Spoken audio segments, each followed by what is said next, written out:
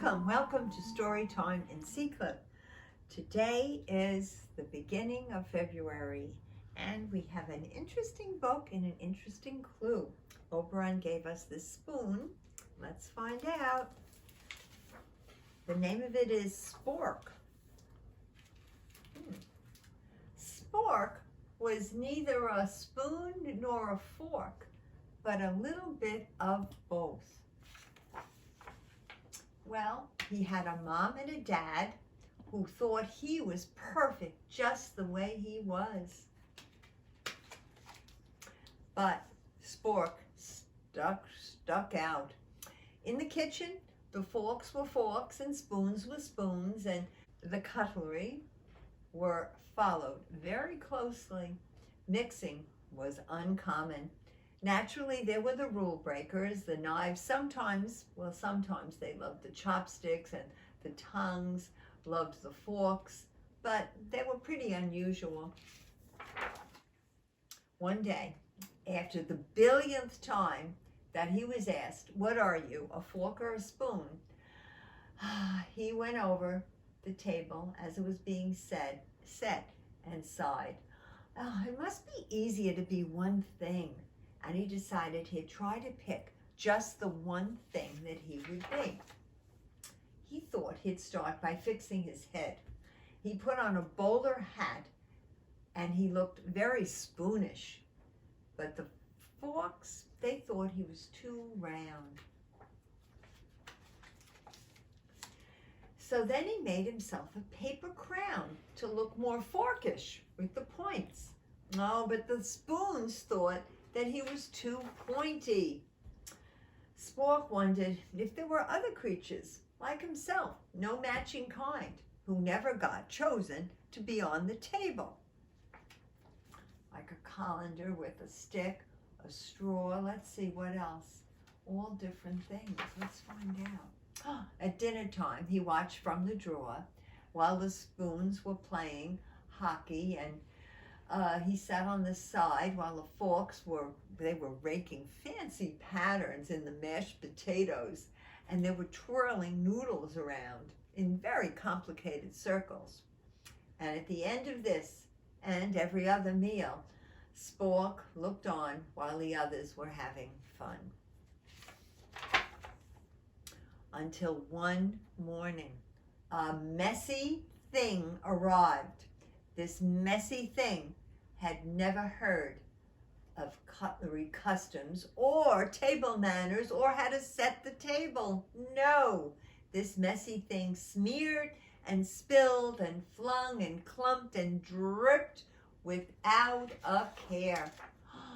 Wait, said the forks. But the messy thing did not wait. Careful, said the spoons.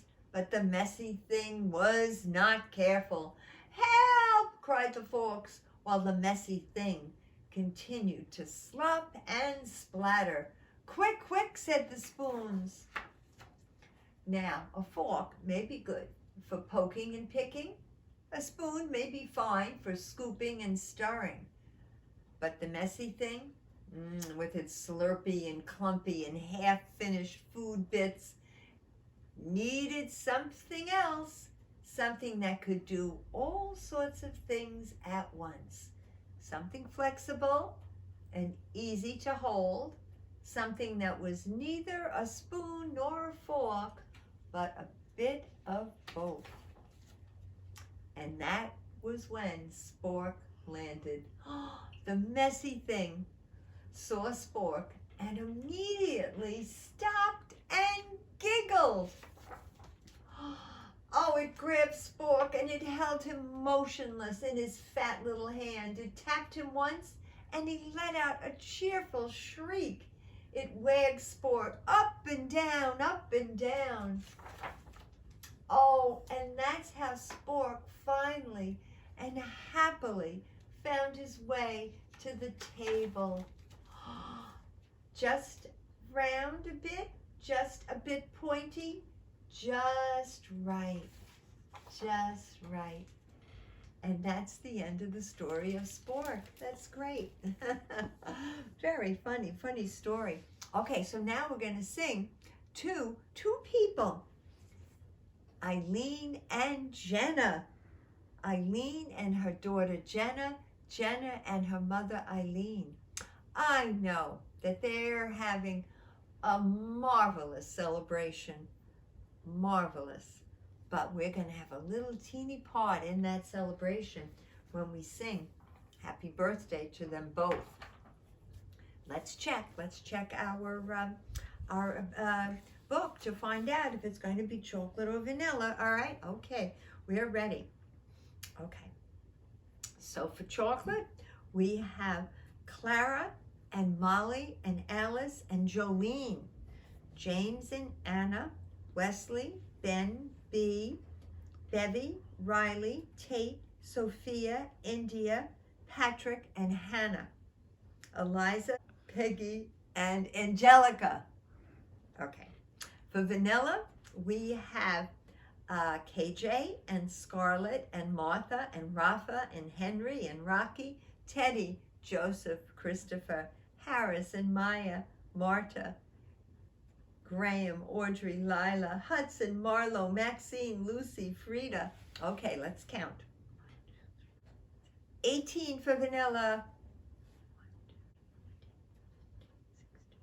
17 for chocolate. So it's a vanilla cake. Eileen and Jenna, I hope you like vanilla because that's what your cake's gonna look like today, right, Oberon? All right, let's sing. Happy birthday to you. Happy birthday to you.